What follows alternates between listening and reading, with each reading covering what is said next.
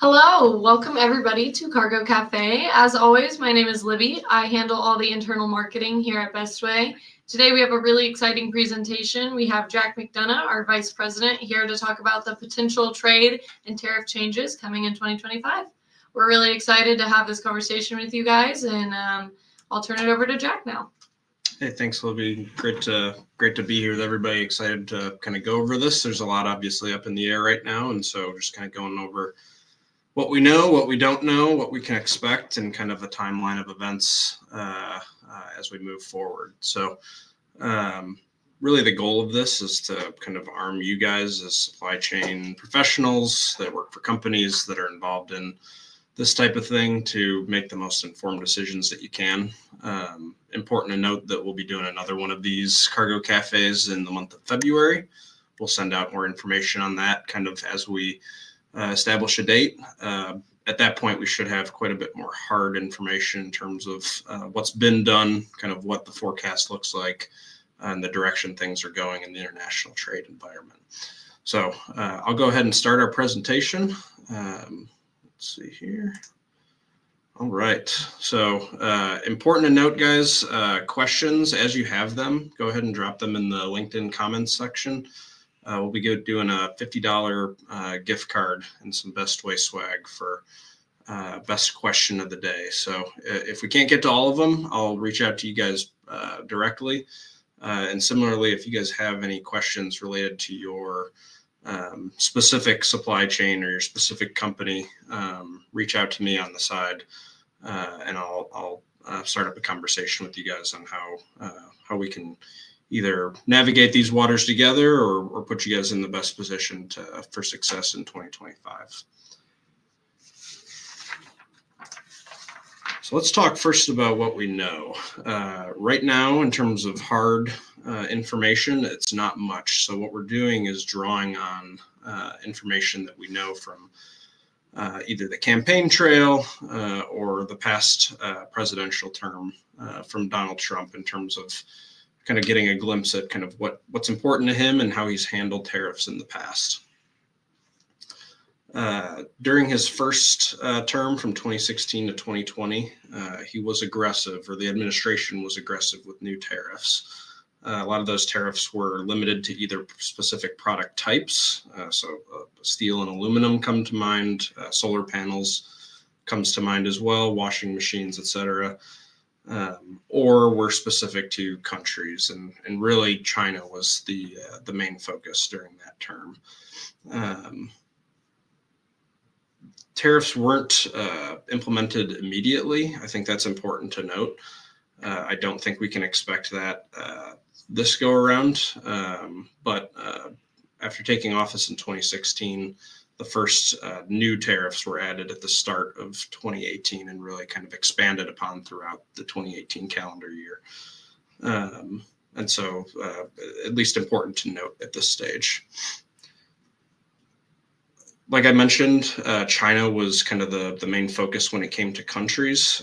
Reasons that were kind of brought up were intellectual property theft, being something that kind of was new in the 21st century and hadn't really been, dealt with from either a international law or tariff perspective, but then also just a large tariff gap or trade gap, between China and the United States. So the number 370 billion was the number at the time.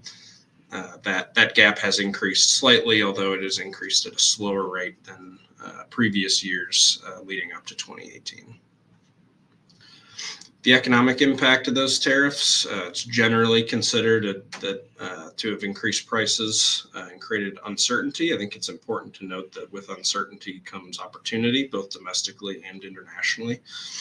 And China's GDP growth since 2018 has continued a pre-existing downward slide down to about 4.5% increase yearly. I think that increase at its peak around 2008 was in the 12% range. So significant change in the last 15, 20 years. Another item that we know so far is that President Trump has included tariff warnings specifically to China, Canada, and Mexico, as well as the European Union throughout his campaign, as well as in social media posts since winning the election.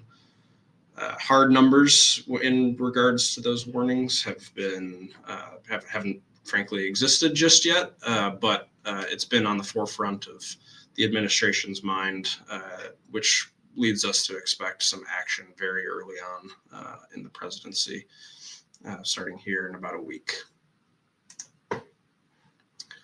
So what we don't know, first and foremost, is the timing of these tariffs. I think it can be expected that tariff action, specifically on China, can be anticipated relatively quickly in this administration. Day one is a term that you'll see out there a lot in terms of executive actions, executive orders coming out. Specific language of additional tariffs. So with that, we're talking about percentages, what percentage tariff on either particular commodities or countries are going to be levied, and any terms by which certain countries can avoid certain tariff implications. So if these are more transactional or transitory tariffs, how can countries, get past, a tariff requirement? What terms do they need to meet in order to do that? That has not been released yet either. But any potential legal challenges that could delay tariff implementation. So anytime you're enacting new tariffs via executive action, those are open to judicial review if they're legally challenged by a company or an organization.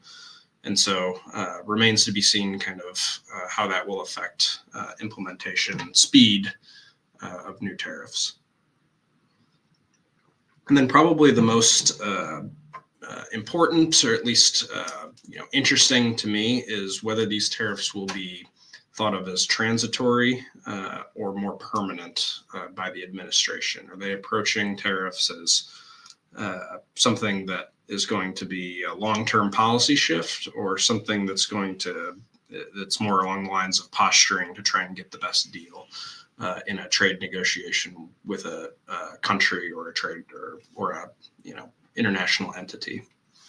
That to me is really kind of the most important part of how this will be framed when it comes to how we're going to navigate it in the global supply chain industry.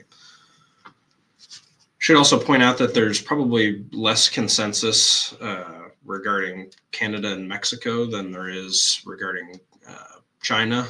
There's just kind of more vagueness in the way that Canada and Mexico are being spoken. And also USMCA, which is the current trade agreement between the United States, Canada, and Mexico, was negotiated and ratified by this administration, or by the 2016 Trump administration, which makes it a little more difficult or awkward to renegotiate on an agreement that was kind of set up on their terms. So potential tariff targets, let's break it down in terms of country to see kind of what implications lie there, and kind of what the speed of tariffs could be. So obviously the place to start is China. It's the one that's most brought up. While Canada or Mexico make up a greater percentage of imports to the United States, China doesn't have the trade relations or the kind of friendliness between countries that those two have. And so it kind of starts the conversation when it comes to what's potentially out there when it comes to tariffs. It does seem like a foregone conclusion that we're going to see some early tariff activity here in the form of executive action. Simply because those lines of communication and those free trade agreements don't exist like they do with other countries or other organizations, throwing like the European Union even in there. There's a huge trade imbalance that we discussed earlier of upwards of $400 billion, as well as intellectual property theft. And so what really remains to be seen here is kind of how detailed or targeted these tariffs are going to be. kind of what I've been seeing in reading a lot of articles on this is that the most likely kind of implementation seems to be a flat tariff, or like a 10% maybe tariff on China early on in the presidency. But you could also potentially see, critical sectors like technology and pharmaceuticals, more higher value goods be targeted as a way to kind of promote that in U.S. manufacturing, which is historically known to be a better manufacturer of those higher value goods. So we should see some early action on that, or some more specific information in the form of executive orders in terms of how broad or targeted those tariffs are going to be. And that's going to be a pretty good indicator to me in terms of how the administration is going to approach China in general. Canada has faced some scrutiny over its trade policies. Dairy, agriculture, and lumber were specifically addressed in the 2018 USMCA creation. Obviously, it's been nearly 7 years since that was negotiated. We've had another president during that time, and so a lot is probably considered to be changed. And so I would expect those three sectors, which make up a large chunk of imports from Canada, to be kind of reevaluated in terms of what the United States is looking to receive from Canada. There's also been a higher pressure put on USA farmers since the 2018 tariffs, and so obviously dairy, agriculture falls into things that affect American farmers, and so those are key spots where they could target kind of relief for a key segment of the United States economy. Energy obviously also is important there. When we talk energy with Canada, we're talking oil and electrical use, and so there's concerns over how the United States and Canada are operating in that regard.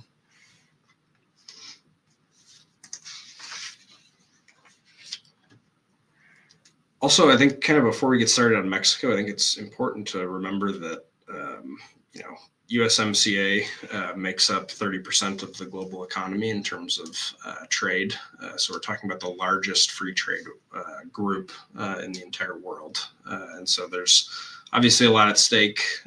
These are three countries that in general in the global sphere get along very well. And so we'll be interested to see kind of how negotiations, or how early negotiations in that regard proceed.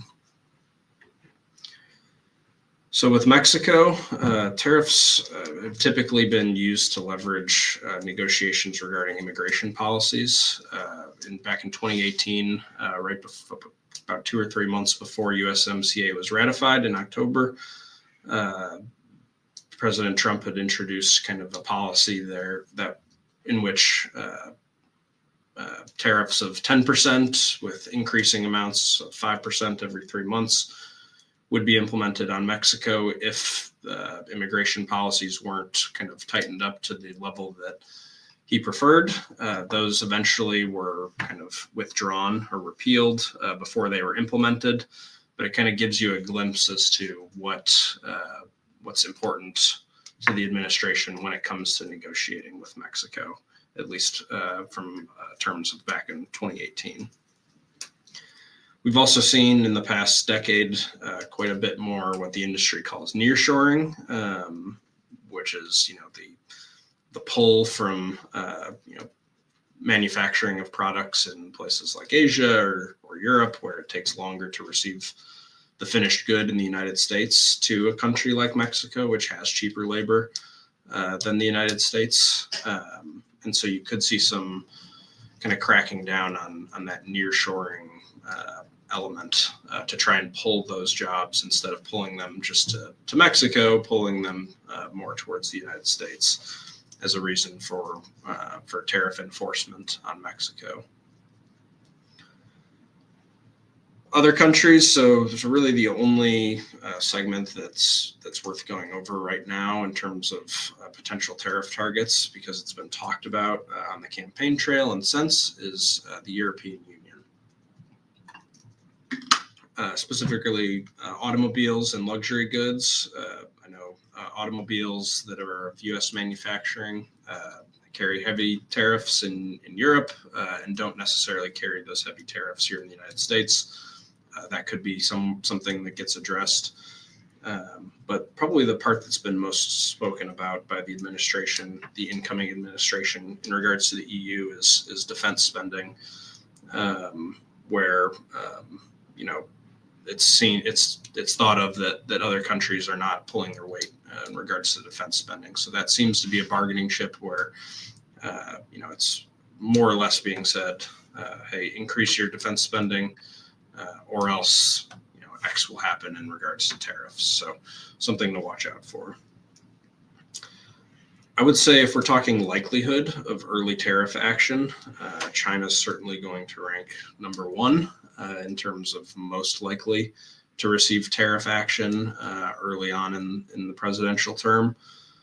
I would probably put the EU number two, and then Canada and Mexico number three, really only because USMCA exists. It was ratified by the Trump administration on the first go around.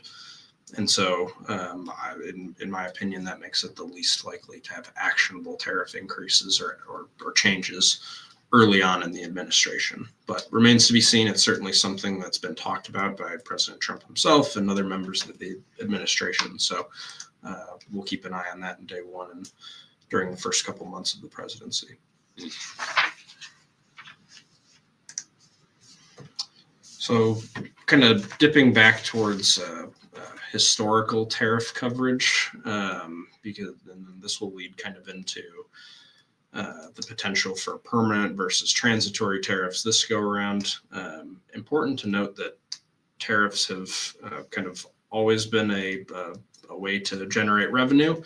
100 years ago, World War I era, tariffs made up a huge chunk of the government's revenue, up to 95% at certain times within the last 150 years. Much less so now, since there's been since World War II, kind of a pull towards a free trade environment. In 2018, that shift has kind of changed, and we've gone through two different administrations politically, one of which escalated tariffs and the other did not do anything to remove those. So kind of symbolically either agreeing to them or confirming that they wanted to keep them in place. So always been a tool to generate revenue, and that's kind of been a theme with the speaking points is, we can use this, the government can use this to generate revenue where it hasn't in the past. Like I mentioned, the overall trend up to 2018 since World War II was to kind of reduce tariffs in the context of globalization. And we've seen a kind of a market shift since then.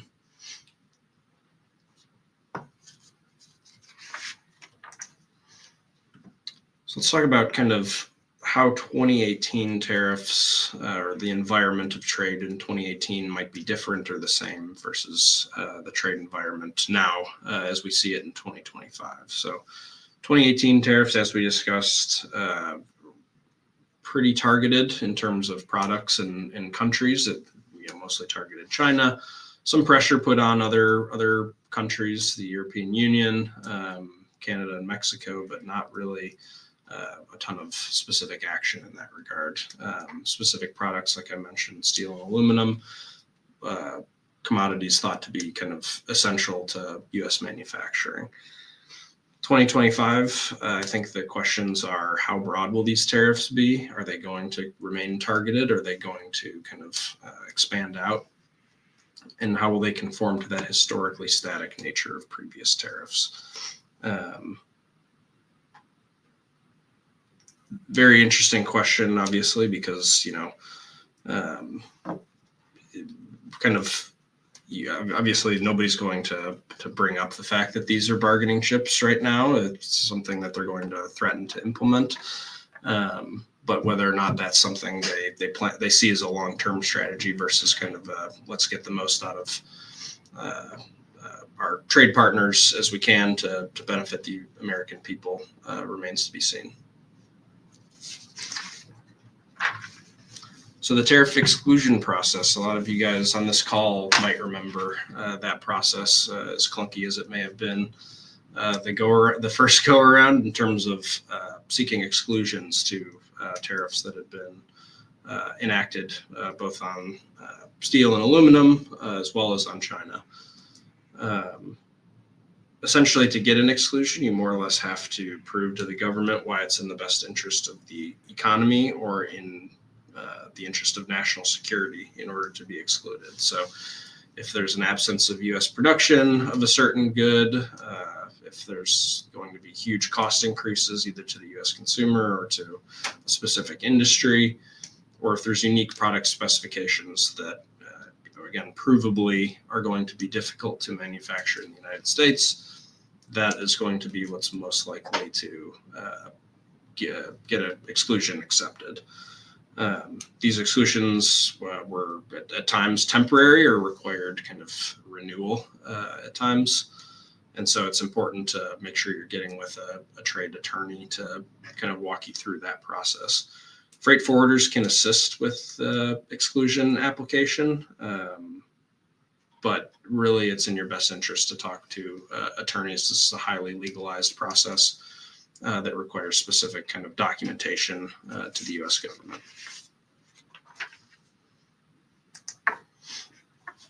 So potential impact. The first that I want to go over is on U.S. exports. Obviously, we know if there's a tariff that's implemented on imports, companies are going to be paying more on tariffs to import those goods. But kind of more downstream, I would say, is exports. So often we see kind of retaliatory tariffs from other countries. If tariffs are implemented on specific countries or specific products that are produced predominantly in those countries, which can lead to either a decrease in demand for American exports or obviously a higher landed cost at destination for those customers, which could potentially cause them to seek those goods from other countries.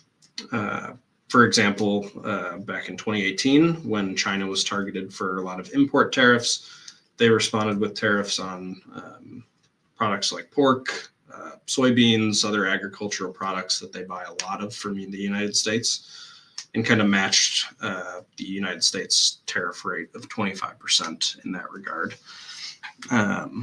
Soybean sales kind of fell off a cliff at the time, but have since kind of rebounded in regards to China.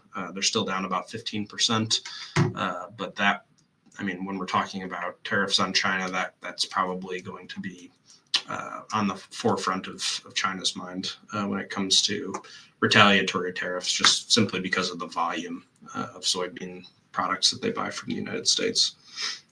Another example, when the steel and aluminum tariffs went through in 2018, European Union countries tariffed more U.S. goods in response. So those are the kind of examples that we could see from other countries. I wouldn't necessarily limit that to China or the European Union, depending on what types of countries or how broad these tariffs are. You could see, theoretically, even Canada and Mexico putting retaliatory tariffs on U.S. products if import tariffs are approved from those countries. And then the impact on ocean freight and the global supply chain. So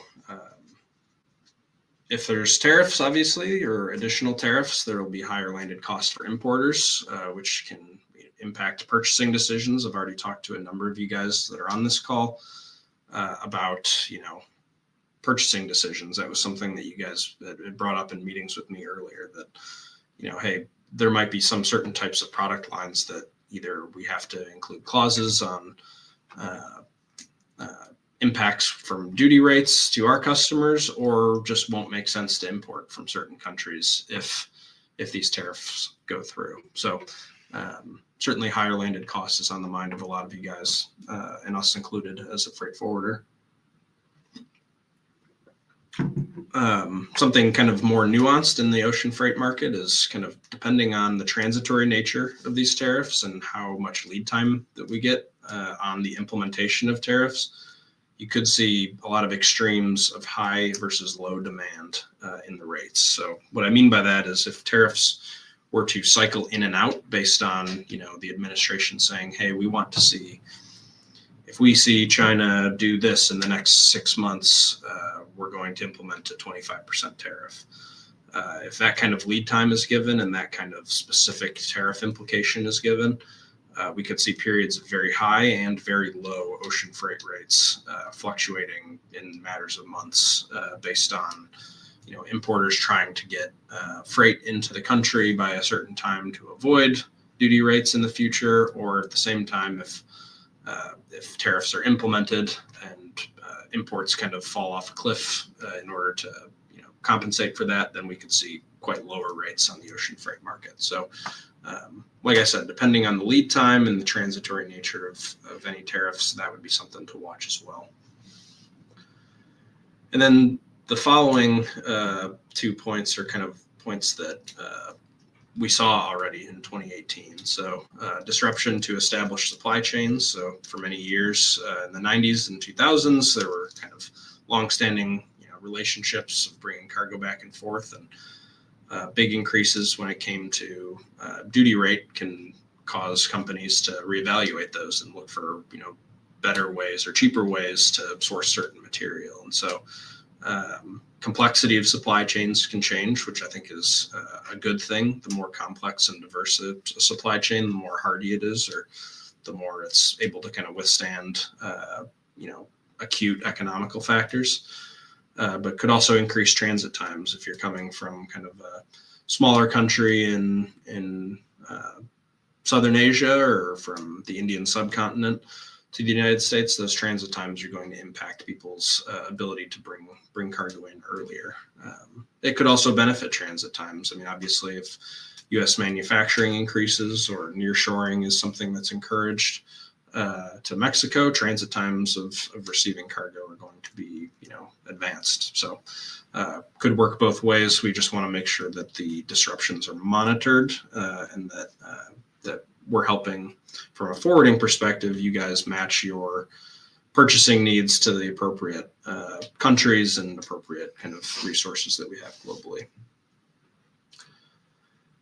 And very similarly, may encourage businesses to shift trade patterns. So I already mentioned kind of nearshoring and U.S. manufacturing being something there. So that would benefit, obviously, U.S. manufacturing sectors and Mexico and even Canada to some extent.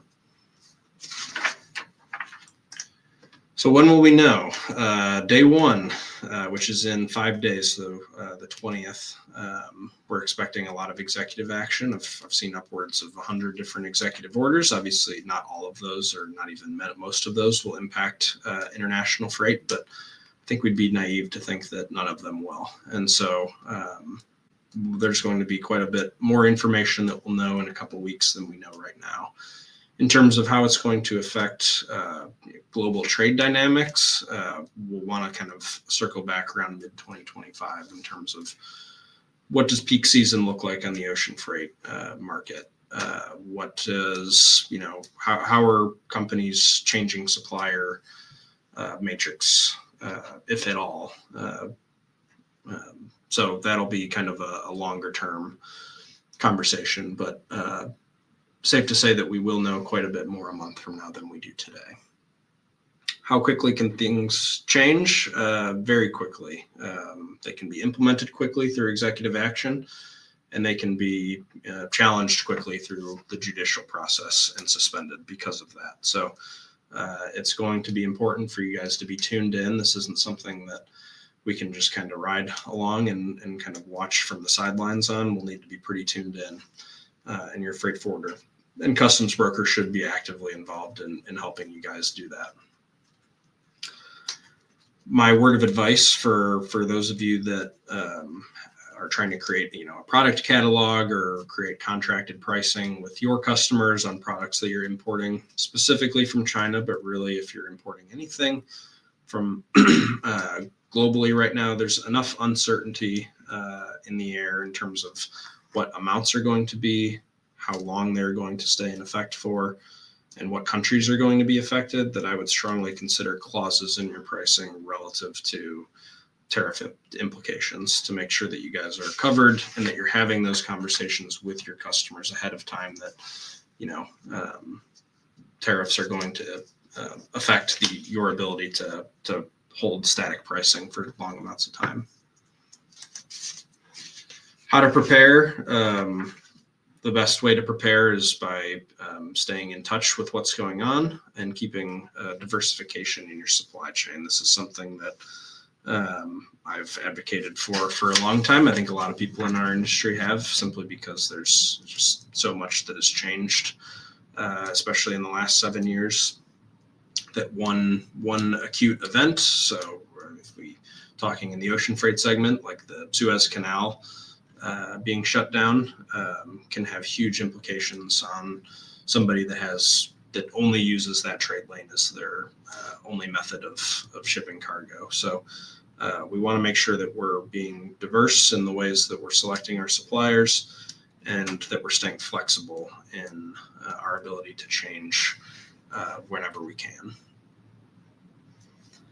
Cost analysis and planning. I mentioned earlier, obviously leaving open pricing flexibility whenever you can with your customers, and making sure that you're talking with your customers about how tariffs are going to impact their goods. I assure you, you're not going to be the only ones talking to them if they're buying from multiple customers.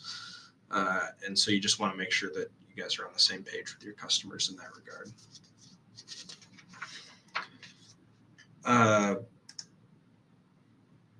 Probably one of the last things I want to leave you with is just make sure you're staying in close communication with your freight forwarder and customs brokers. We wear both of those hats in our day-to-day life here at Bestway. One of those is a lot easier to be creative in than the other. So customs brokers, we're not really looking to be creative. We're looking to, determine what your cargo is accurately and report it to U.S. Customs accurately.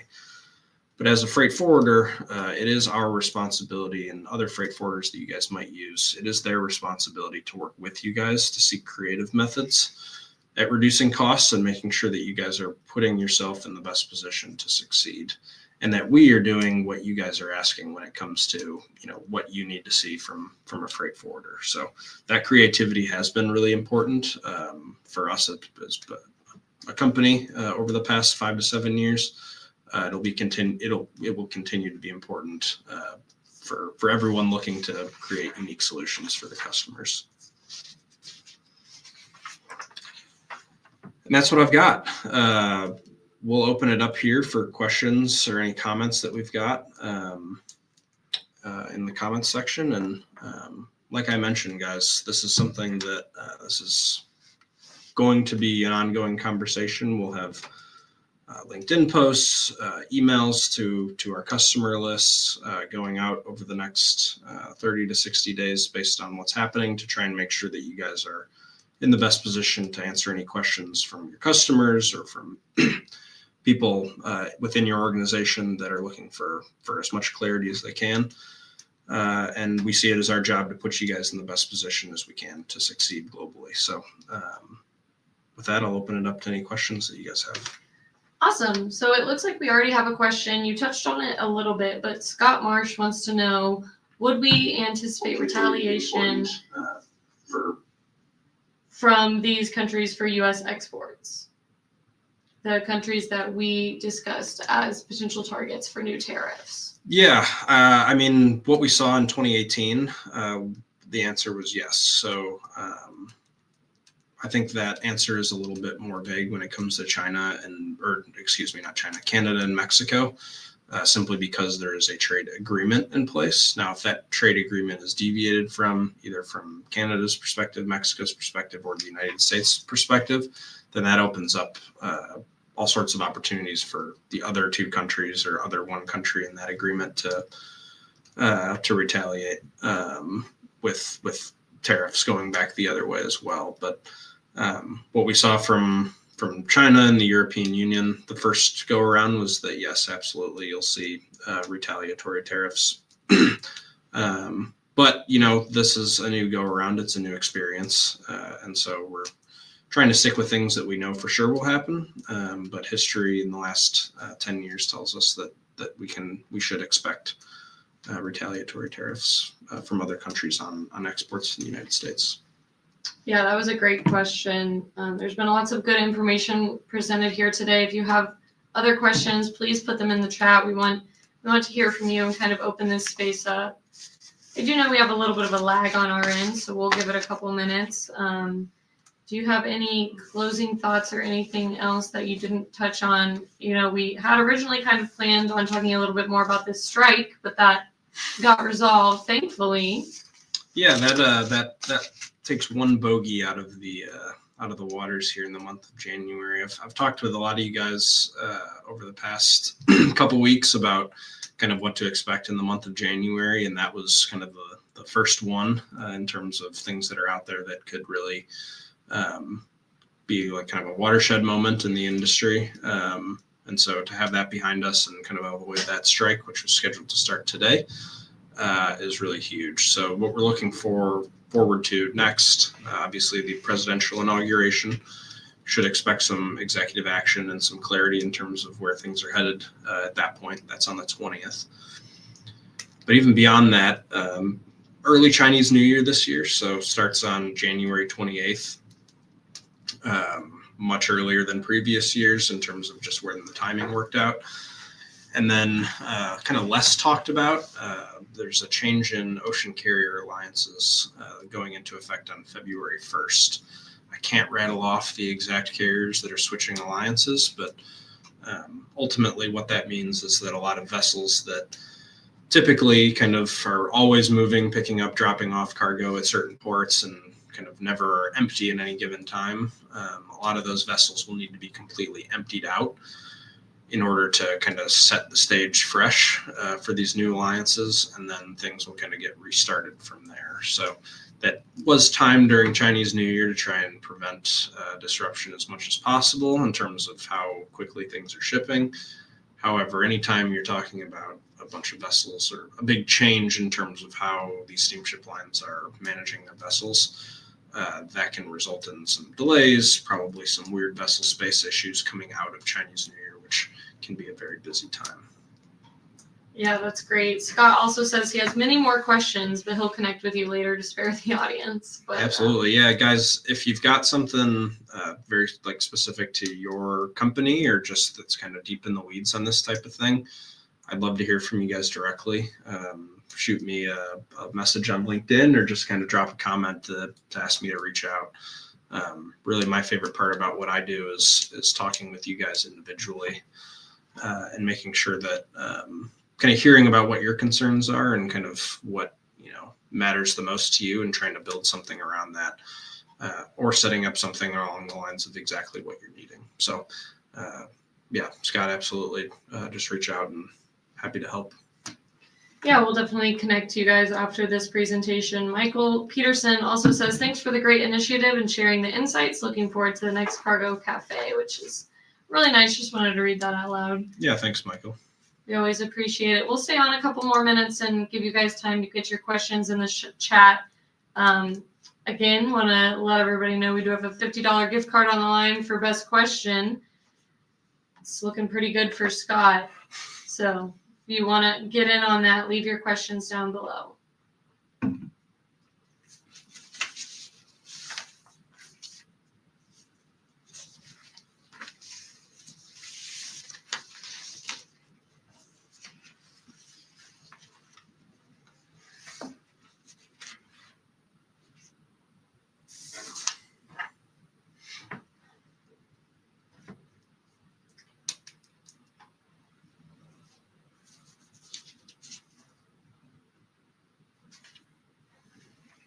I know I hammered this point home quite a bit earlier, but I think the key here is going to be how long are these tariffs going to stay in place? What's the true motivation behind the administration's implementation of tariffs? Is it to create the tariff and get a country to do something and then revoke it once they do it?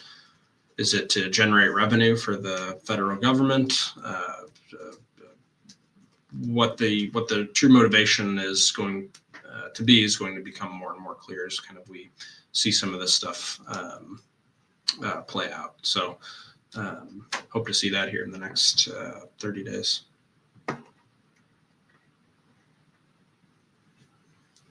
Great. Yeah, I think that's really important, just to be sure that you're keeping on top of it. I know that people have lots of questions, but if we don't have anything else, we'll just give it a couple more minutes and move on here. We really appreciate everyone who always takes the time to hang out with us and kind of just talk about all things international freight. As Jack mentioned at the beginning of this, we will be doing another one of these cargo cafes in just a couple of weeks after the inauguration to kind of go over what did or did not happen, talk about some of those day one initiatives that potentially went into effect, and talk about, just any other updates of what we can expect moving forward. Yeah, I'll certainly be excited to talk about things that have happened or have not happened, as opposed to trying to take the crystal ball out and read the tea leaves. So that'll be a good one for me to kind of rehash kind of what's occurred, what hasn't occurred, and we can really kind of get more into the planning stages at that point. Awesome. Well, if there aren't any more questions, we can go ahead and wrap this up. Again, wanted to thank everybody who took time to chat with us today. Thank you to Jack for doing this presentation, and we're always here to answer any questions and help out however we can. So if you have specific questions about your business, please feel free to reach out. I will be sending a follow-up email after this with the link to the video recording if you want to go back and review any of the information provided today. And until next time, we will catch you guys later. Thanks for joining us, everybody.